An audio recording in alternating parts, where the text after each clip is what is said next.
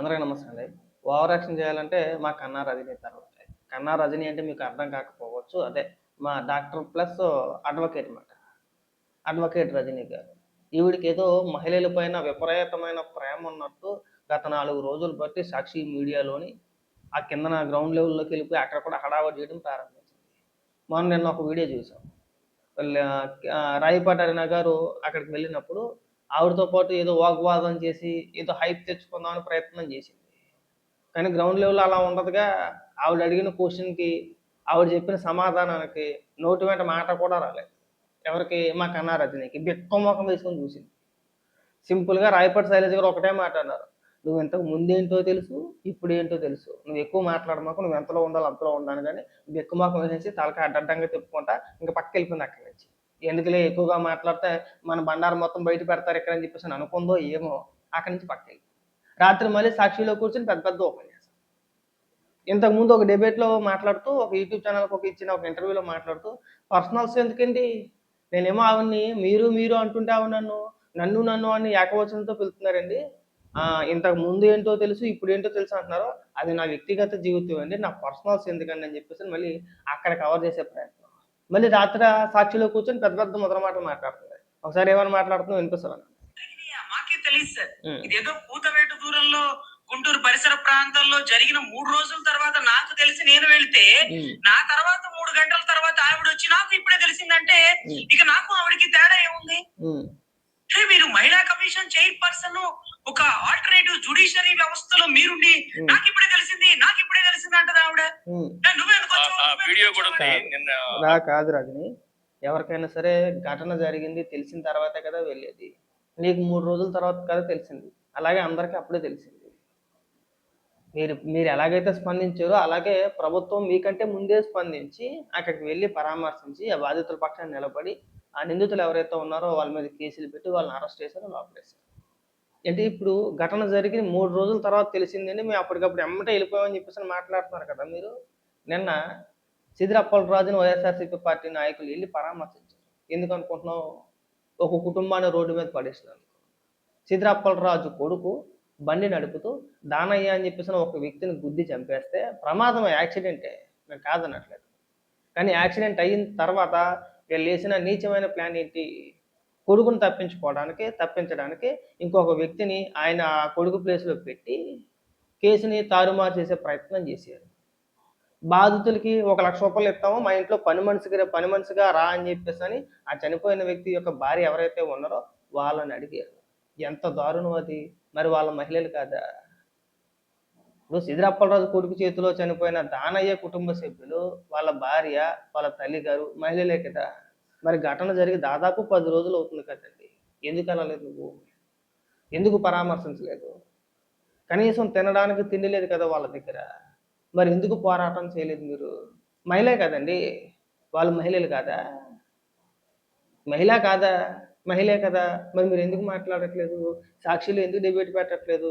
సాక్షిలో పక్కన పెట్టేసేయాల. వైఎస్ఆర్‌సీపీ పార్టీకి సంబంధించింది కాబట్టి జగన్మోహన్ రెడ్డి సొంత పత్రిక, సొంత టీవీ కాబట్టి అందులో ఎలాగా రాయరనుకో పోనీ.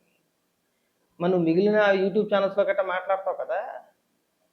మరి ఆ మహిళలకి ఆ దానయ్య కుటుంబ సభ్యులు ఎవరైతే ఉన్నారో వాళ్ళకి న్యాయం చేయమని, ఆర్థికంగా ఎంతో కొంత సహాయం చేయమని చెప్పేసని వైఎస్ఆర్‌సీపీ పార్టీ నాయకులు ఎందుకు కోరట్లేదు? తప్పు జరిగింది కదా! నువ్వెందుకు మాట్లాడట్లేదు? మహిళల పక్షాన నువ్వు పోరాటం చేయాలి కదా! ఎందుకు చేయలేదు మరి? లాజికల్ మాట్లాడతాం కదా! మహిళలకి ఎక్కడైనా అన్యాయం జరిగితే మేము పరిగెత్తుకెళ్ళిపోతాం అని చెప్పేసి. నువ్వు కుటుంబం రోడ్డు మీద పడింది ఎళ్లి పోరాటం చేయి. ఏం చేస్తాం మేము చూస్తాం.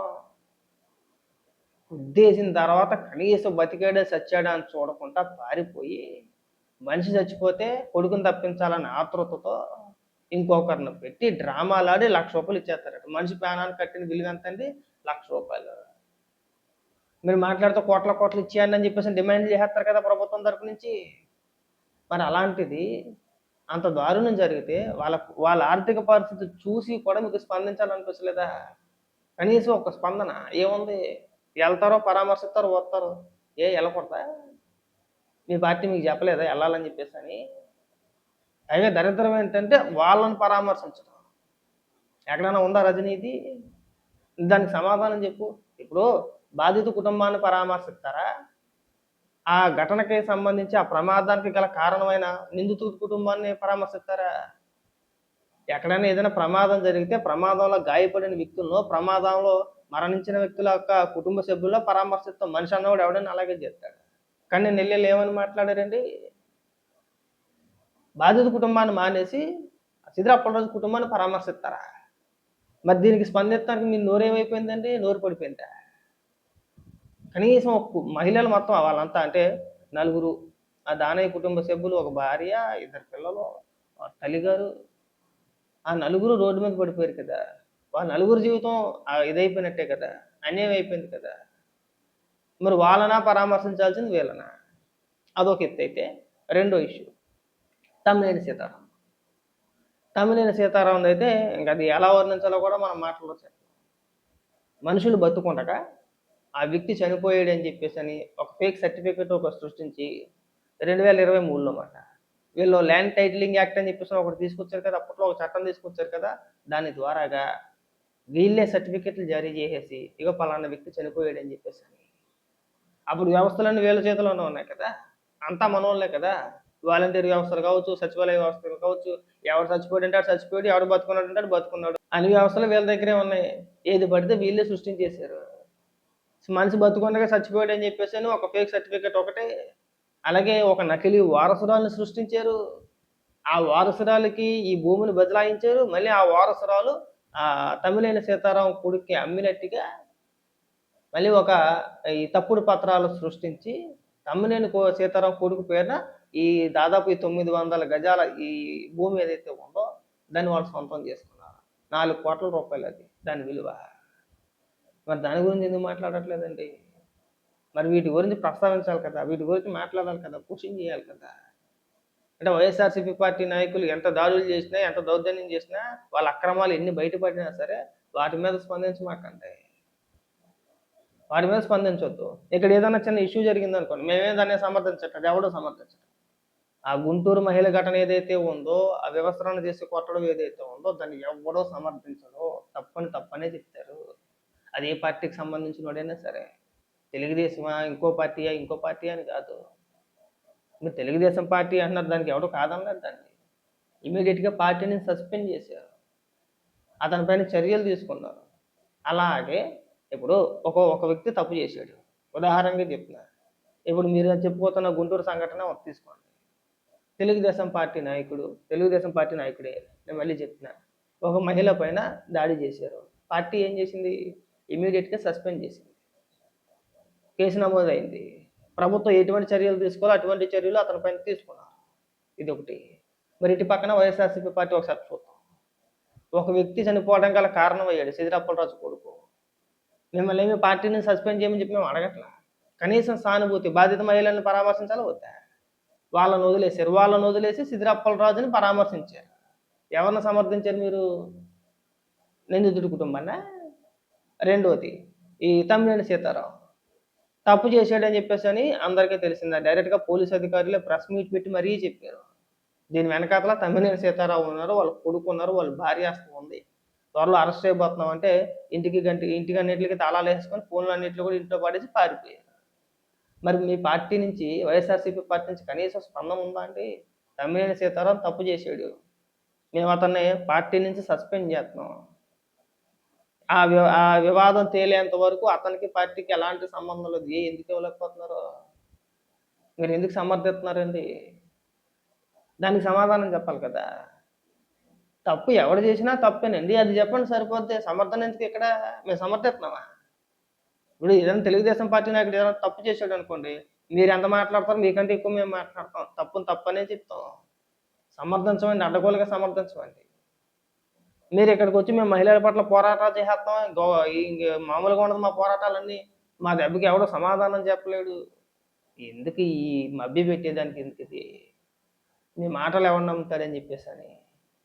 మీకు చేతనైతే, నేను మళ్ళీ చెప్తున్నా, మీరు వాళ్ళు ఇక్కడ మహిళల పట్ల ఎంత ప్రేమ ఉందని చెప్పేసి ఎంత ప్రేమ చూపించేస్తున్నారు కదా. ఇంకొక విషయం చెప్పడం మర్చిపోయాను. రీసెంట్గా రాజశేఖర రెడ్డి గారి పుట్టినరోజు సందర్భంగా ఒంగోలు పార్టీ ఆఫీసులో ఒక దళిత మహిళ, వైఎస్ఆర్సీపీ పార్టీ నాయకురాలు, ఆ మహిళని వైఎస్ఆర్సీపీ పార్టీ నాయకుడు మళ్ళీ ఆడోళ్ళు కొట్టుకోలే. ఒక మగ వ్యక్తి ఒక మహిళని చెంప మీద కొట్టుకుంటూ జుట్టు పట్టుకొని ఈడ్చుకెళ్ళారు. ఒక దళిత మహిళ. మహిళే ఆవిడ కూడా. నువ్వు శ్రీకాకుళం దాకా వెళ్ళవసరం లేదు. అక్కడ వరకు వద్దు. మళ్ళీ అక్కడ అంత దూరం కదా, మనకి చాలా దూరం, అక్కడ వరకు వద్దు. నీ పక్కనే కదా, గుంటూరుకి ఒంగోలుకి పెద్ద దూరం ఏమీ కాదు కదా. వెళ్ళి పరామర్శించకపోయావా? ఆ బాధిత మహిళ పట్ల మీరు పోరాటం చేయొచ్చు కదా. మహిళను కొట్టడం ఏంటండి? ఇది ఎక్కడ దారుణం, ఇది ఎక్కడ దౌర్జన్యం? ఎంత వైఎస్ఆర్సీపీ పార్టీ నాయకుడు అయితే మాత్రం మహిళలను కొడతారని చెప్పేసి అని ఎందుకు నిలదీయలేకపోయారు? మీరు ఎందుకు క్వశ్చన్ చేయలేకపోయారు? అరే కళ్ళ ముందు దీన్ని కనబడుతున్నాయి కదండి, మరి దీన్ని మీరు అడగరా అండి? మీరు క్వశ్చన్ చేయరా? ఇవన్నీ చెప్పుకుంటా పోతే రజనీ గారు చాలా ఉంటాయి.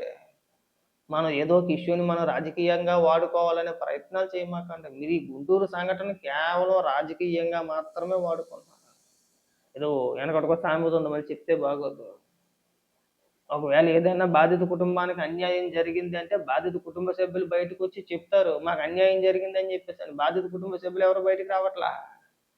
మధ్యలో మీ హడావడి అయిపోయింది, మీ హడావడి ఎక్కువైపోయింది. వాళ్ళ ఇంటి ముందు వాళ్ళ ఇంటి చుట్టుపక్కల మీరు కాపలాలు కాసేసి ఎవరొస్తే వాళ్ళ పైన ఎదురుదాడి చేద్దాం, మనం ప్రశ్నించేద్దాం, మనం మీడియా డిబేట్లలో కూర్చొని కళ్ళు మెటకరించుకుంటా పెద్ద పెద్ద కేకలేస్తాం కదా, గ్రౌండ్ లెవెల్లో కూడా కేకలేద్దాం అని చెప్పేసి అనుకుంటే పరిణామాలు ఎలా ఉంటాయో చూసావు కదా. అప్పుడప్పుడు రాయపాటి శైలజ గారు లాంటి వ్యక్తులు తగిలేరనుకో, మనం బిక్క మొక్క వేసుకొని చూస్తా కూర్చోవాలి. సీన్ అర్థమైందా? అందుకని చెప్పేసి మళ్ళీ ఎక్కడ కూడా మళ్ళీ గ్రౌండ్లో కనిపించలా. మళ్ళీ మొన్నటి నుంచి కూడా ఎక్కడ కూడా చుట్టుపక్కల పరిసర ప్రాంతాల్లో మళ్ళీ కనిపించలా. ఎందుకు? అక్కడికి అర్థమైపోయింది, మన డిబేట్లలో ఎక్కడి నుంచి ఎక్కడికో మాట్లాడడానికి మాత్రమే పనికొస్తాం. ఫేస్ టు ఫేస్ మనం మాట్లాడలేం, మనం వెళ్ళలేం మనం అని సినిమా అర్థమైపోయి ఇంక అక్కడ మానేసింది. ఇవాళ డిబేట్లో కూర్చొని తొలగొట్టేస్తుంది, మామూలు కాదు. ఇంకా మళ్ళీ సేమ్ కళ్ళు మెటకరించుకుంటే మళ్ళీ కేకలేసాడు. దయచేసి ఇంక ఈ మాటలన్నీ కట్టిపెట్టి ఆ బాధిత కుటుంబాలు ఎవరైతే ఉన్నారో వాళ్ళకి న్యాయం జరిగే విధంగా మీరు మాట్లాడడం తప్పే లేదు. న్యాయం జరగాలనే కోరుకుందాం. కానీ దానికి రాజకీయ రంగు పొలం అన్నమాట. రాజకీయ రంగు పులి వేసి ఏదో రకంగా మనం వైఎస్ఆర్సీపీ పార్టీకి లబ్ధి చేకూర్చాలనే ప్రయత్నాలు మానేయండి. మీకు ఇంకా చాలా ఇష్యూలు నేను చెప్పాను కదా, ముందు వాటి మీద కూడా స్పందిస్తే బాగుంటుంది. ఒకసారి జగన్మోహన్ రెడ్డి గారిని అడగండి. ఒకసారి ఏవై జగన్మోహన్ రెడ్డి, సిద్ధిరప్పలరాజుని పరామర్శించడానికి ఎలా పంపిస్తావా మీ నాయకుడిని? నీకు అసలు సిగ్గుందా, శరం ఉందా అని చెప్పేసి ఒకసారి అడిగి చూడు, తెలుసుద్ది. అవన్నీ మానేసి ఎందుకండి పనికి మనసులు మాటలు అన్నీ కూర్చొని ఇంక ఈ మాటలు కట్టి పెడతారని చెప్పేసి కోరుకుంటున్నాను.